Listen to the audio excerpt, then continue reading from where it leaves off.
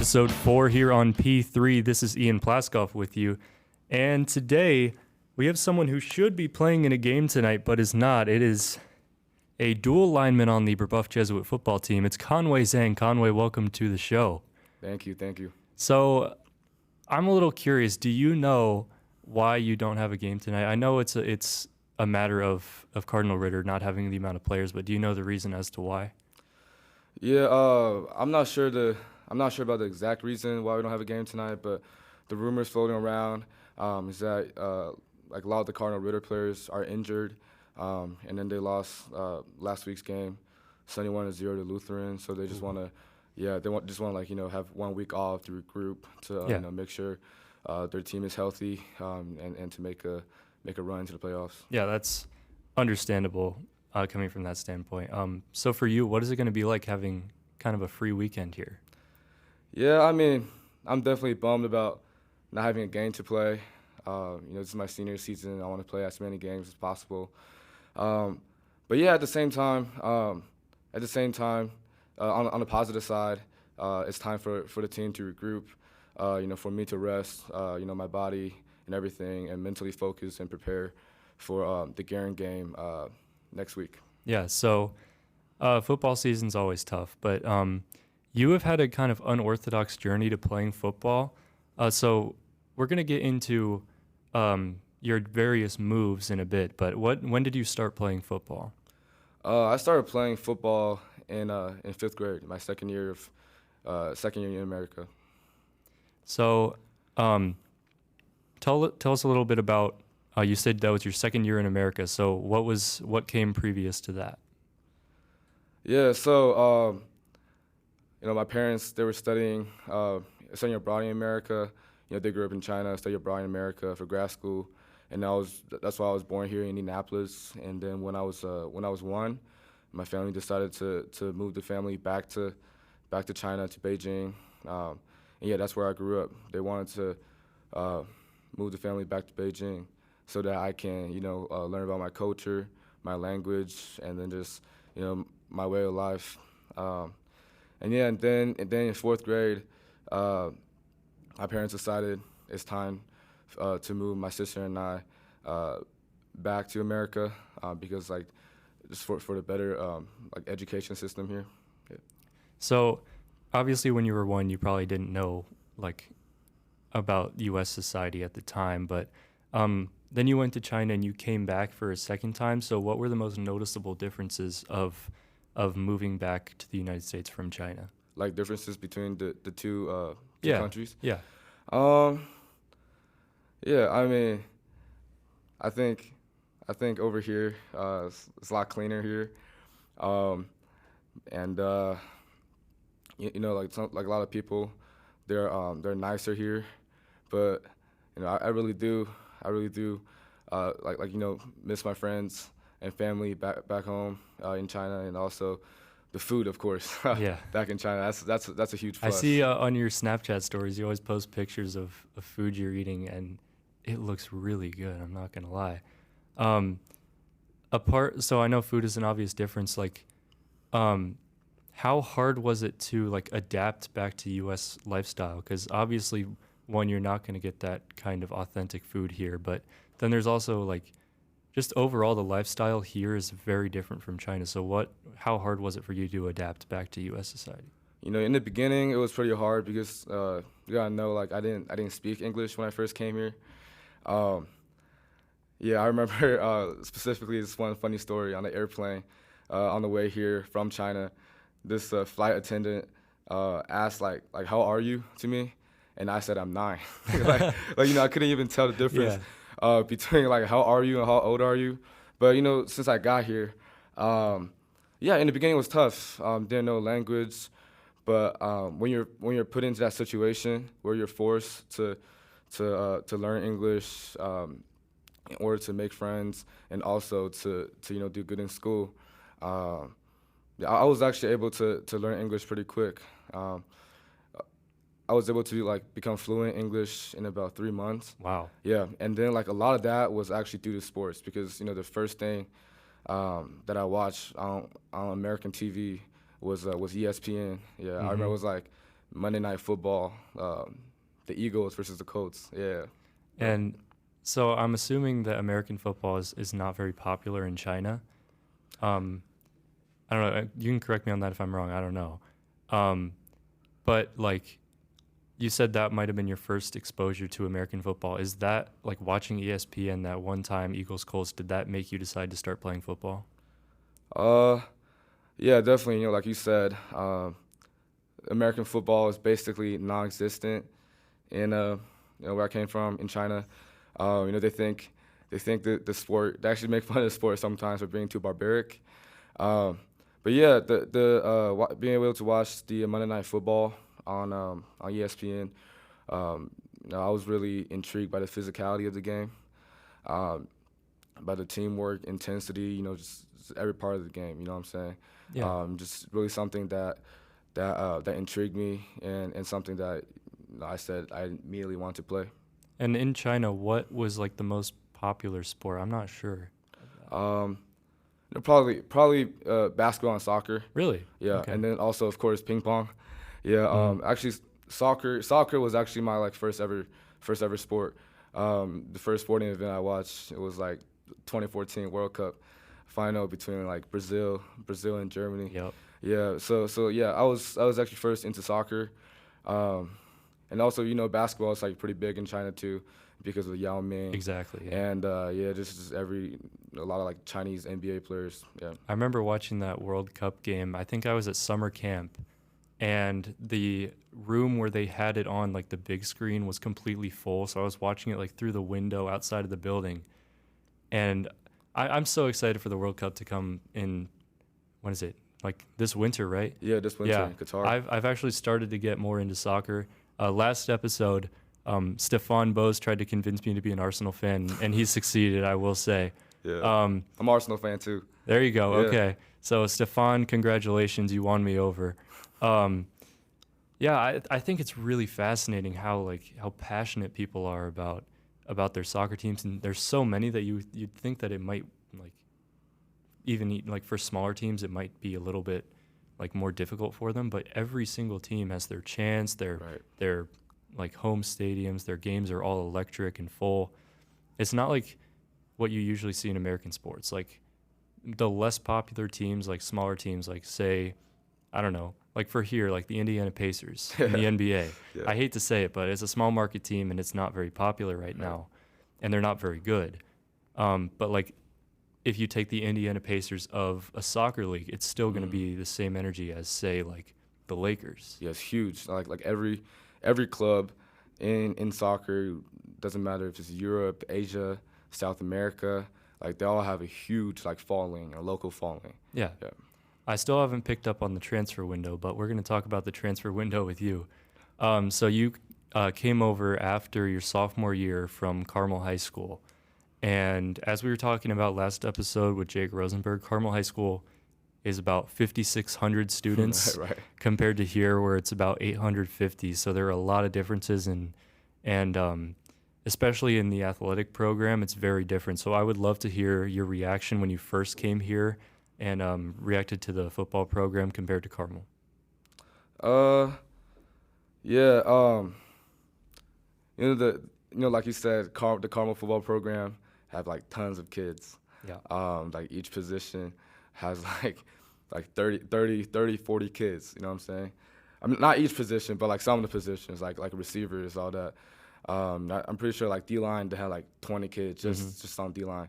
So yeah, when I first came here, it was definitely a big change. There's like less kids on the team, and then the fact that I have to like play both ways. Like I haven't played both ways since like middle school. Yeah. So yeah, that's definitely a big change, and yeah, it was challenging at first, but yeah, now it's like been my second year playing two ways. Yeah, so far it's like been pretty good. Yeah. Last year you didn't play offensive line very much, correct? Nah, actually, me and Logan Petrie, like we split time. Yeah. Just on O-line, D-line. Like he'll go in for a drive on D-line, and then I'll go in for the next drive on D-line. Or like I'll have a drive on O-line, he'll go in for the next drive on O-line. So yeah, I played a good amount of O-line last year as well. We had like our senior class last year had a lot of offensive linemen, so Right. the room was pretty full. But Now you're pretty much full time both ways, right? Almost. Yeah, damn near. Yeah. Yeah. Um, so at Carmel, I want to hear your opinion on this. So I came from Carmel schools too, and Mm. even the middle school sport programs were kind of political. And I was talking to Jake Rosenberg on the last episode. He said that the soccer program was extremely political. Um, I'm sure the football program, since it's so big, has to have, like all teams, has some issues. But was it like very like was it political at all in a sense of who gets playing time, who doesn't? Like, I'm guessing it's majority seniors because there's so many people, but I don't know. I don't know the program very well. Yeah, I'm not gonna hop too much like into the political side, Yeah, but I'm that's just gonna fair. say like seniority is like a huge thing over Yeah, at Carmel, or at least like when I was there. Now like might be a little different, but you know when I was there, it's like no matter how good you are, you might be like outplaying like a senior or something as an underclassman, but you know they're gonna keep playing that senior. yeah, Um, and even though you know they're like doing bad in games and all that, but it's just the way that the program is ran. It's like ran by filled with seniority, um, and also you know I just feel like the coaching staff was like just very like stuck to their own ways. Um, you know, especially for I remember I was like it's just defense from a defense perspective. Like even when like a player makes a big play, or say like you know the player goes out of his gap and make a huge play, right? Um, but then they're still gonna get pissed at them or like even bench him just for being like out of assignment, even though like he made a huge play, like a yeah. game-changing play. Is the coaching staff at Carmel bigger than here? Is it? I don't know. Is it the same amount of people? It's probably bigger. Yeah, yeah, I would say it's bigger. But yeah, it's not like a lot bigger. It's Yeah. just yeah.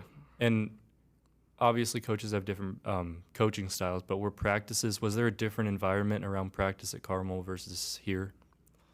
Yeah, you know, I just think like Carmel was just like pretty like military style, Yeah. um, just like you know nonstop, very strict and all that. Um, but you know here we're not like loose. We still get like we definitely get like a lot of good work Yeah, done. for sure. But we just like balance you know the strictness and also you know just having fun, like playing football to have fun, like better here. Yeah. Yeah. And then I just want to ask one more question about Carmel. So, what was the reason that you transferred? Was it more academically, or was it more focused on athletics, or a mix of both? Yeah, a lot of reasons. I don't think I'm gonna dive too much Yeah, that's into it, fair. but you know, it was both. And I just thought coming to Brebeuf, you know, I just thought I needed like a fresh start, Yeah. a fresh new start, and coming to Brebeuf, leaving Carmel was the best decision for me at the time. Yeah. So, a little transition here over to last season. So, last year was an amazing year for the football program. Unfortunately, it did come up short. We're going to talk about the two Lucas Oil appearances coming up from this year and last year. But um, what was like? I know you started out of the gate hot. Um, what was like the aura around the team last year? Like, what do you think led to the success? Um, you know, just everything. I mean, it's just we're all like, very close to each other. It was like a brotherhood. You know, we all keep each other responsible. You know, we always stay locked in practice. Just make sure we don't do like any dumb stuff off the field. Yeah, just like everything really. I can't really name a specific thing. Yeah, it just But, kind of clicked naturally, right? Yeah, just kind of clicked naturally. Yeah. So yeah, going back to Lucas Oil. So unfortunately, the season ended not the way you wanted at Lucas Oil last year, and then we started at Lucas Oil this year, and unfortunately didn't come out the way we wanted again. But I would love to know what your thoughts were about like what it felt like to play at Lucas Oil Stadium, because I was calling the games from the booth, and it was like a surreal experience for right. me. Like I was in the press box by myself. There was nobody up there except there were a couple Indy Star guys writing up the game, but like being in an empty NFL stadium, like I was there after the game, I walked on the field, there was nobody else there. It was really like a surreal moment. But it's got to be a lot different playing on the field, like in a game setting. So I would love to hear what you have to say about that. Yeah, definitely. Being able to play at NFL Stadium, especially you Lucas Oil, it was surreal. Just because you see it on TV all the time, right? Yeah. And then you're like, oh shoot, like I'm actually like playing on it, just like those guys that play on Sundays. But yeah, again, just going back on the last year's loss and this year's loss, it almost feels like we're cursed inside that stadium. But either way though, those two losses, even though they were tough to swallow, but they were both like very important learning experiences for us as a team. And yeah, those two losses only going to make us better. Yeah. To better prepare for to make another run to Lucas Oil this offseason. I think going back to what you said, like where you were saying, wow, I'm here. So after I left the game, I got home at about 1 in the morning, 12:30. And then the next day, there was a Colts preseason game at home. It was against Tom Brady and the Bucs. Right. And I was like, wow, I was just there and this place was empty and I was on the field by myself. And that realization hit me. Like I was just at the same place as Tom Brady and Matt Ryan and all the Buccaneers and Colts. It was really eye-opening for me. I thought it was so surreal. cool. That's surreal. Because I haven't been to any Colts games. Really? No. Never? Never. That's crazy. I haven't been to any college football games either, which, I mean, I've gone to quite a few baseball games, whether it's like the Indians or like Major League games. I've been to a couple Cubs games, Cardinals games, like things like that. Pacer games, yes, but my family's never really been big on going to football games because they think it's boring because of all the waiting time between plays. But like, I have. So you gonna say that's like more boring than like, I don't know, like baseball sometimes? Well, so don't get me wrong. I want to go to any live sporting event that I can. So I've been trying to convince my family to go to a football game. Mm-hmm. But the thing about baseball, I've held this true for years, is that when you're at a baseball game, you never know what's going to happen, and within a matter of half a second, you could have a ball going 100 miles an hour right at your face. So you have to pay attention, and there's always this element of suspense. But then my parents are always like, in football, you got to wait for commercial breaks in between plays, between drives, and like all the media timeouts and things like that. I'm like, you're not like always there just to watch the game. It's for the environment and the crowd and the atmosphere. Right. But I've never really won them through. But hopefully in the future, I can at least get to like a college football game. That's the first step. Right. And then I can move up. But we'll see. And also just to make it clear, I was hating on baseball. I actually love watching baseball as well. Thank you. I actually went to my first major league game. I think it was like in July at Citi Field. It was a Subway Series. Yeah. The Mets versus the Yankees. I remember it was the first game I went to, and it was a walk-off win for the Mets. It was pretty cool. Yeah. The Subway Series, especially with New York crowds, is such a fun series to watch. Right. And especially with both teams being so good, except the Yankees really haven't been good in the past month. But they're like 10-18 in the past month, which is like, I thought I saw it's like the worst month record in 30 years. Yeah, since like 90 something. Yeah. I know it was a walk-off win, so I'm assuming it was close enough that they had Edwin Diaz come into the game. Did you get to see the trumpet playing live with Edwin Diaz coming in from the bullpen? Nah, they actually didn't bring Edwin Diaz. I wish they did, because the Mets were up 2-0, and then it was like I think the 7th or the 8th inning, they pulled Scherzer. They put this I forgot his name, this left-handed pitcher in, and then the dude threw four pitches, right? I mean 5 pitches. And the first 4 were all balls, so it was like straight up walk. Yeah. And then on the 5th pitch, it was a 2-run homer. Yeah. Was that I think it was Aaron Hicks that did that. I don't remember which game. I think I might have been in New York at the time. I was in Syracuse on a college visit. I think that might have been it. But I don't know if you saw, I mean, it was posted pretty much everywhere. So the song Narco by Timmy Trumpet and Blaster Jacks is Edwin Diaz's walkout song. And it's become so popular that they flew in Timmy Trumpet to Citi Field, and they had him play the song live as Edwin Diaz came in to get a save, and he went 1-2-3 and ended the game against the Dodgers Right, right I after saw it. that. I saw that all over like IG. Yeah. Yeah.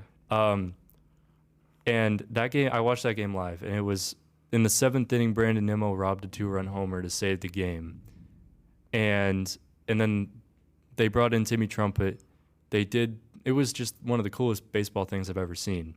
And then Edwin Diaz came in, strikeout, ground out, shut the game down, and that is why I love baseball. Is because and that's also why I think baseball needs to be kind of like readapted to a younger population to get like more like cool like live events going and cooler things on TV, because like adding in that touch with Timmy Trumpet like got a lot of attention of people who weren't typically baseball fans.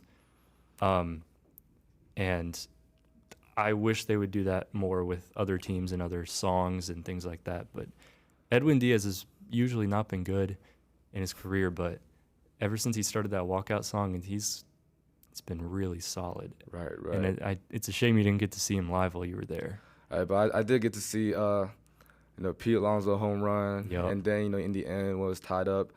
Eduardo Escobar had a leadoff double in the bottom ninth, and then starting Marte just walked it off. I watched that game live from the hotel in Syracuse. Yep. Right. That was a good one. And especially Max Scherzer. You got to see a Max Scherzer start. He was dealing. Yeah. Let's see. So we talked about last season, then we got off on a tangent, but it's okay. Yeah. It's P3. I want to talk about the future this season. So the first game was a little bit rough against Chittard, but then you bounced back against Tri-West, 36-8. Very well defensive played game. Their 8 was scored in the final 2 minutes, I think. Right. It was like when we put when all the starters got subbed out. Yeah. So now that you've kind of gotten your mojo back, I want to know what your goals are for this season, what you think the team is able to accomplish, and what strengths you have coming into this season. Our goal is always to finish our season at Lucas Oil, and hoping there's a different ending this time than last year. But I think the strength of our team, I would probably say our defense. Our defensive line. Yeah. All of us are Division I recruits. Me, Finn Walters, and Logan Petrie. Yeah, I think you don't see that very often. We also have a solid linebacker core with Cole, Javon, Gerb, and then we have an experienced secondary as well with Devin and Bryson. So I think our defense is going to be a strength this week. I mean, not this week, for this whole season. And definitely. Yeah. I think I saw this right. So Finn had, I think, 4 sacks in the first quarter. I don't know if it was first quarter, but he had 4 sacks that whole game. Yeah. He had a good game. Yeah. I think I saw him post on Twitter. He's tied for some high position in the nation. He's tied third in the nation on max preps for sacks. Yeah. Right now. I hope he keeps it up. Me too. Once you get pressure on the quarterback and starts to lose focus, secondary can capitalize off of that too, and same with the linebackers. And overall, a sound defense starting with pressure is it really starts to get the job done. Right. So there was a big senior graduating class last year, and a lot of those positions are being filled really well by underclassmen, as I watched in the past couple weeks. So who... what underclassmen have surprised you the most, and who do you think has grown the most since you first saw them as freshmen? Man, there's a lot. Let's see. Probably Jaden Curtis. He's a sophomore right now. Last year. Last year he was good, but he wasn't mobile enough. But now this year he was busting his. He was working really hard in the weight room, getting stronger, and now he's he subs in for me at O-line, and he's been doing great there. he had a great game last week at that position. He was able to give me some rest so I can do good on defense. Yeah. I didn't think I saw a lot of Javon last year, and he's really opened my eyes this year. He had a really good game against Tri-West. Yeah, definitely. He's another guy that really surprised me too. But I can't really say I'm surprised because he's been training with me a lot this offseason with my personal trainer Ezel Biora. Yeah, he's been putting a lot of work in. I've been seeing that. He made his way to the starting lineup at outside backer. He's been doing pretty well, and also guys like Leroy and Wakem. Yeah, they're like really bringing up like receiving core right now. Yeah, they're all doing pretty good. Yeah. Also like Dylan Wells, stepped in at safety right now, starting safety, and yeah, he's been having like a really good game, a really good couple of games. I think the first game he had like double-digit tackles or something like that. Yeah. The receiving core last year, majority of it graduated, and Leroy and Wakem have really filled the role well. And same with the tight end spot too. Now that Jaron and Merrick are the two solidified starting tight ends, they've especially Merrick on defense last week. I believe he was your defensive player of the week. Nah, you already know. Finn is. Or what? No, it was Finn was defensive player of the week. It was he got Finn. The 4 sacks. Yeah. I thought Merrick got another honor from. I don't know. I can check that. I'm not sure, but Merrick, he had like a really good game. I know he had a pick. Week. He had a pick. He had like a fumble, like forced fumble and fumble recovery. Yeah. It was hella funny. Like he was just tackling the dude, and then just ripped the ball like straight into his arms, his own arms. Yeah. That reminds me of the Ryan Joyce play last year. I don't remember who it was. It might have been like West Lafayette in the sectional game, but it was like a pitch back, and Joyce just ran in front of it and took it all the way to the end zone. Yeah, I forgot it was like Westlaw or Weibo. Might have been Weibo. I don't know. Yeah, one of those playoff games. But yeah, that was that was pretty funny. Yeah. I thought so. I was watching the game at home. It was someone streaming. I think it might have been like Indie Sportsnet. And the play like Oklahoma State where they jump and save the ball like an interception. He like tips it to his defender and it's an interception. You saw that? I saw that. It was like two different like jump throws over the sideline. The ref called it back. I didn't see if he was on the sideline or not because of the angle. But if that went through, that would have been one of the greatest picks that I've ever seen. Definitely. I mean, in my opinion, it definitely should have been a pick. It was Javon jumped it outside, caught the ball, threw it back. I think it was like to Merrick, and then Merrick threw it to Finn. Yeah. And Finn started running like goofy. Finn was just running down the sideline. Yeah, he was running goofy as hell. But yeah, it should have been a pick. But the refs that game, man, they were tripping. Like they was making I swear they were probably like paid to like bet against us or something. They were just like making tons of like there were a lot of unnecessary and questionable calls, and to make the game like hella long because of it. Yeah, it was like probably one of the longest like half I played. Still a 36-8 finish though, so not much else to complain about. I mean, yes, it was a little bit long, but it was worth it in the long run. So before we got on, you did tell me you didn't want to get too much in depth about your college recruitment, but whatever you can say, I would love to know. First, I want to congratulate you on all your offers that you've received. Thank you. Whatever you want to say about your college recruitment, feel free to. Just this whole process so far, it's been a blessing. It's like just really good to see all the work you put in being rewarded.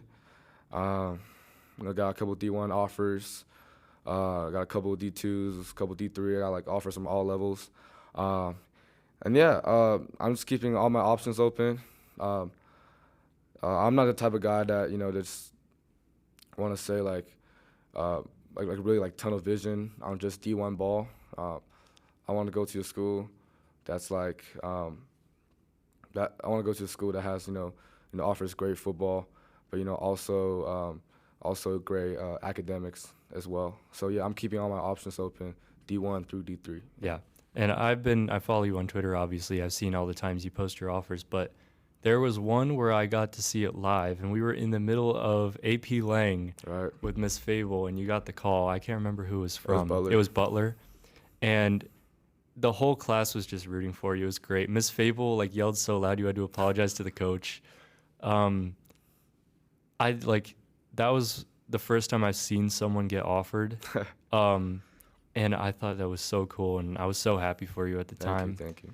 Um, but yeah, I don't really know how the recruiting process works. Obviously, you do, but it seems to be a lot to manage, and like calling coaches and staying in contact and reaching out. Yeah, you're right about that. And Like a ton of work. Yeah. yeah, um, so I really think it's really cool that you're going through that process and you're managing it really well, and it's working out for you. So I think that's great. Thank you. On to the next thing. I've never really talked to you. I mean, you were talking about the Monday Night Football game earlier, Colts Eagles. I've never talked to you about the NFL. I don't know what your favorite team is, who your favorite players are, like any opinions you have on the NFL. So, first thing, who's your favorite NFL team? Used to be the Seahawks when I first came to America. Just because like their defense was so good, like Legion of Boom. Legion of Boom. Yeah, but ever since that interception, I kind of like stopped following them. Mm-hmm. So yeah, now I'm not like hella crazy about any team, but yeah, probably the Colts just because it's hometown. Kind of a free agent. Yeah. Yeah. But in terms of favorite player, gotta go with Aaron Donald. Yeah, I kind of saw that coming. Yeah, because we both play like the same position, and we were both like kind of undersized in terms of height. So yeah, I try to like learn. I watch his film a lot, trying to study his moves, study his techniques. Yeah. Yeah. Aaron Donald has some wild training remedies. Wild. Like he was doing his pass rush moves with knives in his trainer's hands, and like those knives. Okay, those knives weren't even like real knives though. But still, like yeah. But yeah. I get where you're coming from. It's like very. And I've seen some of his workout videos too. It's just crazy. All right. So, is Aaron Donald who you try and model your game after, as it goes with an NFL player? Or are you kind of trying to mold the game to your own personal style? I'm definitely gonna have like influence from his game, but yeah, I'm always gonna mold the game to my own personal style. But yeah, Aaron Donald, he's just such a complete player. He can go from speed, but he can beat you with speed, but also beat you with power. You know what I'm saying? So he can like shift between those two type of like playing styles very easily, and I just wanna add that into my my game as well. Yeah. Do you play fantasy football? I tried to get into it a few times, but never really had the time. Yeah. I took a break last year from fantasy football, but I've done it a couple years before that, and I'm doing it this year. And it brings a whole new element to watching the NFL season play out, which I think is really cool. Except punishments for losing the league, those are not. Yeah. It's crazy. Yeah. Some of the punishments are like crazy. My league was listing out some of the potential things that we could do. I'm confident I'm not going to get last because I'm like the most analytical, like try hard person in fantasy football. Yeah. Except when they made the draft clock like 30 seconds. That was terrible because I always like compare players' stats and projections and things like that. But no, I had to pick on the spot. Will or Justin, whoever did that, please don't do it again. But like in games I wouldn't otherwise care about, like say I'm a Colts fan. Say I was watching like the Washington, what are they now? The Commanders. Commanders. Versus like the Carolina Panthers. I would not care at all about that. It's an NFC matchup, doesn't pertain to my fan liking. But say I had like, I don't know, Christian McCaffrey on my fantasy team and like Terry McLaurin was on my opponent's fantasy team, I would definitely tune into that game and watch it play out. So like I wasn't as in tune with the NFL season last year because I didn't play fantasy. And this year I'm playing fantasy and I'm already like tracking all the news and players and things like that. So I think I did it with basketball too and baseball. Fantasy sports like really engage me into the leagues from a different perspective. Right. And we're thinking of making a fantasy sports club here at Brebeuf too. So I don't know if it's final yet, but if you're thinking about it and you're listening, fantasy sports club could be an option. So next thing, you've obviously experienced a lot throughout your lifetime, both like on the field, off the field. What advice do you have for people like who are trying to either make it to college football or succeed in high school football or just start playing football altogether? You just really gotta outwork people. You always gotta have that mentality. Because you gotta think about it.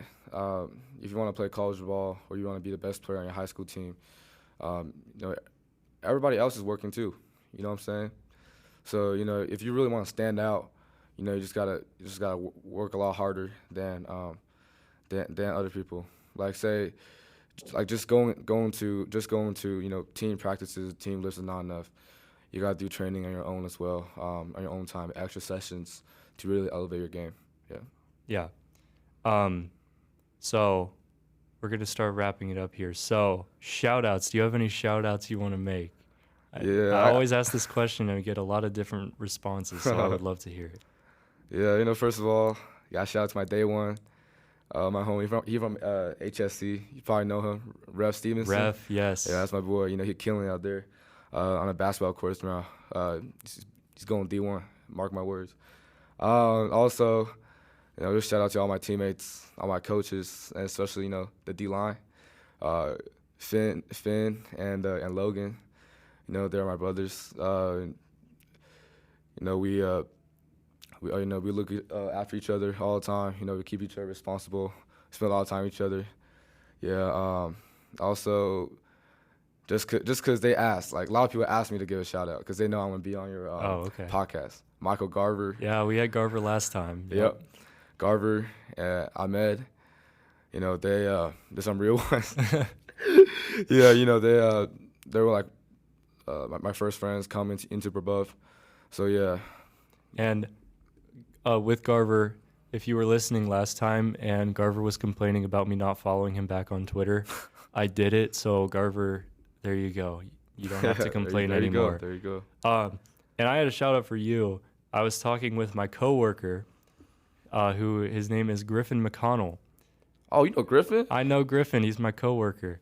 And so he told me to give you a little bit of shout out here. So Griffin, if you're listening, which I know you will be, you've been heard. And Conway, if you have anything to say to Griffin, yeah, you guys know, me and Griffin. Like you guys probably don't know. I'm like an insane saxophone player, alto saxophone player, soprano sax. Yeah, and that's how I knew Griffin. We're both in like the top band at Carmel. We're both like in the top jazz band at Carmel. Yeah, we're just like two of the best like saxophone like players from Carmel. Yeah. I knew that would come out of nowhere, and he asked me to do it, so I thought that would be very funny. Yeah. All right, so we are just about done here on episode 4 of P3 with Conway Zhang. Thank you, Conway, one more time for coming on the show. Thank you for having me. And I'm not sure as of right now who will be on the show next, but definitely I will keep you posted on that. So until then, this is Ian Plaskoff, and this has been episode 4 of the P3 podcast.